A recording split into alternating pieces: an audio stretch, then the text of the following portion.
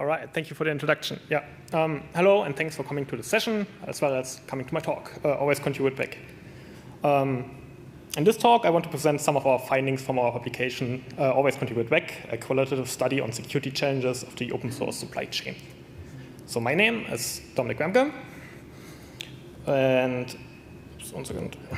So my name is Dominik Wermke, and I'm a usable security and privacy researcher at the CISPA Helmholtz Center for Information Security in Germany. And the general idea, or the general foundational research this talk is about that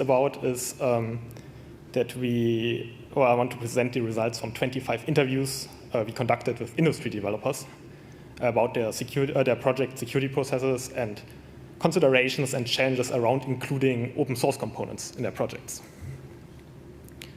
So, but first, the software supply chain is under attack. Hundreds of US news sites push malware and supply chain attacks. Microsoft says nation-state threats and zero-day attacks are increasing. Supply chain hacks are on the rise, but most companies aren't prepared. And NPM malware attack goes unnoticed for a year. So there have been a lot of attacks on the software supply chain already. And even governments by now took notice of this. So for example, and initiated first steps towards the defense of the software supply chain. So here, for example, the US president's executive order on improving the nation's cybersecurity, which also involved, for example, software bills of material. Or for Germany, the German Federal Office of Information Security with their second act on increasing the security of IT systems, which somehow involves banning open source in general, apparently, but we will see. So, especially developers are a high-value target of these software supply chain attacks, potentially amplifying any attack with thousands of users of their code.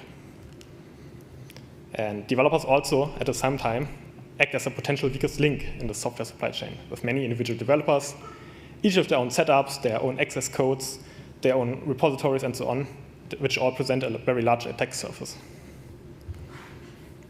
And of course, these attacks can be especially challenging for open source communities without the backing of large companies or other entities. And yet, their software is widely reused in industry projects. So for example, GitHub's State of the October's report from 2020 mentioned that most companies on GitHub rely on some form of open source software in their stack, resulting in widespread usage of open source software. And the median number of dependencies in the NPM ecosystem at the time was 683, which means it's like a very large chain of dependencies, resulting in a large potential attack surface. But even more important for the software ecosystem are, of course, the open source elements behind the scenes, like that act as foundation, glue, or build pipeline in many software projects, for example, like SQLite, Docker, or even Linux itself. These external open source components can hold a very important position in many industry projects. And including them in projects provides industry with benefits, such as faster development, better compatibility, and larger communities they can rely on for support. But these components also bring certain changes. So especially external dependencies, like these open source packages, are a welcome target for attackers to infiltrate commercial software projects. And in addition to these potential vulnerabilities of general software, open source projects also include some very unique challenges. So for example, compared to the normal software supply chain projects, there are generally no set contracts. And the suppliers, in this case meaning the maintainers of these open source projects, have no obligation to keep supporting their projects or to include specific features. A number of recent incidents highlighted these open source specific challenges. For example, the Faker.js incident, where the maintainer decided to suddenly take their projects offline, breaking many unrelated JavaScript projects that depended on them. Or the recent protest incident from March last year, where the maintainer decided to include protest messages and potentially malicious code in response to Russia's invasion of Ukraine. And this type of protest harmed the overall trust in the open source software ecosystem at the time. So as a quick recap for the intro so far, open source software plays an important role in the software supply chain. And utilizing open source components introduces unique challenges in terms of security and trust. So our foundational idea behind our work was how can we empower and support the involved software experts that are in some way utilizing open source components. So this was the main idea behind our publication, Others Contribute Back. And of course, this work would not have been possible without all of the awesome people that are also listed on it, and many more people that are not listed on it. So for the general idea, we investigated how industry projects consider and deal with the security and trust challenges around using external open source components. And we were specifically looking at industry projects' processes, decisions, and considerations in the context of external open source code that they use. So we based our investigation on the following research questions. First, how are open source components included in company tech stacks in terms of position, importance, and security effects? Second, what are companies' awareness, experiences, and attitudes regarding the security of including external open source code? And third, if and how do stakeholders make decisions and considerations around security and trust challenges of including open source components? So to answer these questions, we conducted interviews with 25 software developers, architects, and engineers from industry projects. And for example, we asked our participants if they encountered a security change or inconvenience due to an open source component in the past. And almost everyone did. So common examples included no longer maintained or abandoned open source projects, as in this example, as well as updates and changes breaking previously working setups. We were also interested in, because there are, of course, many different types of open source components out there, and you often have alternatives to choose from, by which criteria these industry projects would select the specific components they use. And like commonly named selection criteria for selecting an open source project included especially popularity measures, like downloads or GitHub stars, a large and active community, as well as specific features provided by the project that were relevant for the industry project. To see how well isolated the industry projects were from the software supply chain, we were interested in whether our participants used any internal mirrors, like where they kept their own versions or at least verified in some way the components they use, which would, of course, in some way isolate them from supply chain attacks, but also introduces additional burdens in terms of maintenance and keeping up to date with the real-world version of the packages. And a small majority actually did mostly use internal mirrors for that. And for example, quote, "We do use internal mirrors mainly for speed and convenience, especially for large code bases. And usually when we clone from those internal repositories, we are going to use fixed commits from it. So it makes development a lot easier," end quote. As you might have guessed from the title of our paper, we were also interested in if participants' projects or the companies contribute in some way back to open source, just to keep like the open source ecosystem healthy. And many actually did.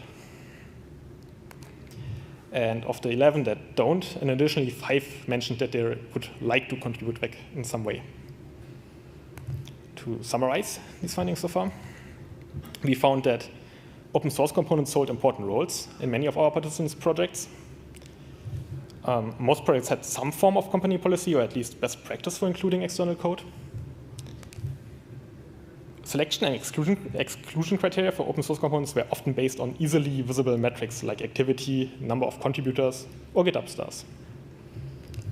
And lastly, most of our participants contribute in some form or way back to open source, or would at least like to, with some suggesting that their management or legal department do not fully understand the open source ecosystem.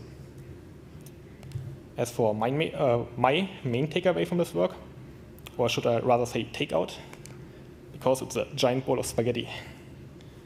So, securing the open source software supply chain is, in my opinion, somewhat similar to securing a bowl of spaghetti.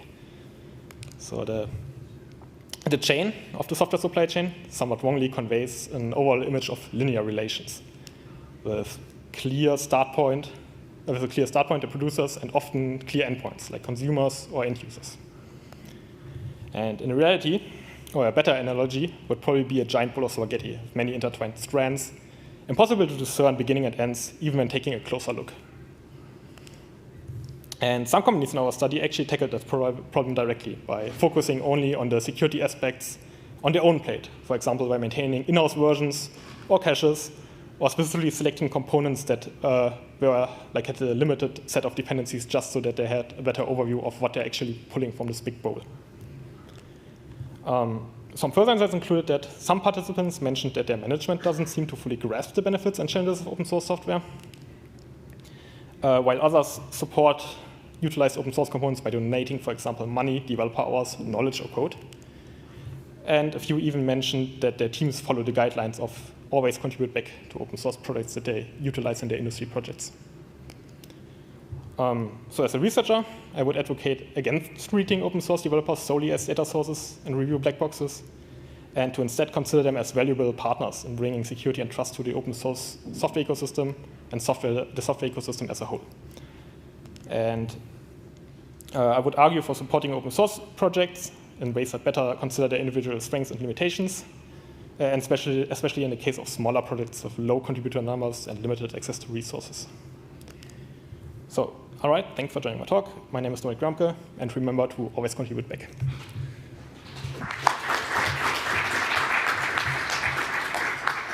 Any questions? Any questions? Any questions? Well, because of time, it looks like no one's asking questions. I'm going to ask you one. Oh yeah, sure, go ahead. But before that, I want to emphasize that it's very important to contribute back. If you're using open source code, contributing back is not only important for security, but also important for the entire blooming of the open source software community. So one question for you, right? This may not be super relevant to security, but many companies that are directly pinning their dependencies to certain commits or certain versions, it's just really because they do a update of their dependencies and everything breaks. Mm-hmm. It happens to many of us. I know that. So what is the common practices that are considered to be good beyond pinning to certain versions all the time? Mm-hmm. So of course you have a bit of a trade-off there, right? Because if you pin to a certain version, you also you get the stability of this version, but you're also stuck on this version, right? So if the open source project progresses and releases security fixes or features, and at some point you probably want a security feature or security fix that has been released, and now you have to deal with 200 commits that break your stack again completely. So I would say there is probably not one size fits all approach to that, but depending on the project, you should probably consider what you do best. In the interviews we did, especially of course the larger companies, they actually set on specific versions, but they also have full test setups and teams that can test the stuff and update stuff and so on, while the smaller companies generally went with everybody can pull in a dependency, we see it if it works, and if it works, we push it to production. So yeah, I guess I would say there's no one size fits all approach. Depends on the size and the security considerations that are necessary. Awesome. Thank you very much. Thanks.